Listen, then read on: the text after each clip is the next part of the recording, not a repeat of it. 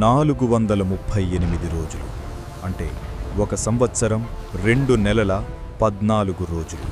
ఇది కేవలం ఒక కథ కాదు, మనిషి ఆత్మవిశ్వాసానికి మృత్యువుకి మధ్య జరిగిన ఒక నిజమైన యుద్ధం. నవంబర్ 17, 2012 మెక్సికోలోని కోస్టా అజుల్ గ్రామం. అల్వరెంగా అనే 36 ఏళ్ల అనుభవజ్ఞుడైన జాలరి ఎజీక్వెల్ కార్డోబా అనే 22 ఏళ్ల యువకుడితో కలిసి షార్క్ వేటకు సముద్రంలోకి వెళ్లాడు. కాని వారికోసం ఒక పెద్ద తుఫాను పొంచి ఉందని వారికి తెలియదు. సముద్రం ఉగ్ర రూపం దాల్చింది. పడవ ఇంజన్ చెడిపోయింది. రేడియో సిగ్నల్ కట్ అయింది.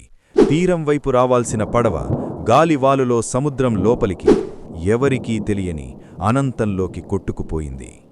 అక్కడి నుండి నరకం మొదలయింది. ఆకలి వేస్తే సముద్రంలో దొరికిన చేపలను, పక్షులను, తాబేళ్లను పచ్చిగానే తినేవారు. దాహం వేస్తే వర్షపు నీటిని పట్టేవారు.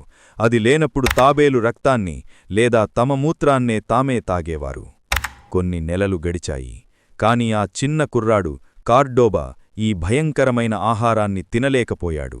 నిరాశతో, అనారోగ్యంతో అల్వరెంగా కళ్లముందే చనిపోయాడు.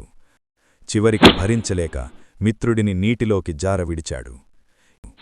సరిగ్గా జనవరి 30, 2014 అంటే 14 నెలల తరువాత అతనికి దూరంగా ఒక చిన్న దీవి కనిపించింది. అదే మార్షల్ ఐలాండ్స్. మెక్సికో నుండి ఏకంగా 10,000 కిలోమీటర్ల దూరం. చిరిగిన బట్టలతో, పెరిగిన జుట్టుతో ఒక అడవి మనిషిలా ఒడ్డుకు చేరిన అల్వరెంగాని చూసి అక్కడి ప్రజలు నివ్వెరపోయారు. వైద్యులు పరీక్షించినప్పుడు అతని ఆరోగ్యం ఆశ్చర్యకరంగా బాగానే ఉంది. కాని ఆ మానసిక గాయం మానడానికి చాలా కాలం పట్టింది. 438 రోజులు మృత్యువు కళ్లలోకి చూస్తూ బతికిన అల్వరెంగా కథ మనకు చెప్పేది ఒక్కటే: మనిషి సంకల్పం ముందు ఆ సముద్రం కూడా తలవంచాల్సిందే.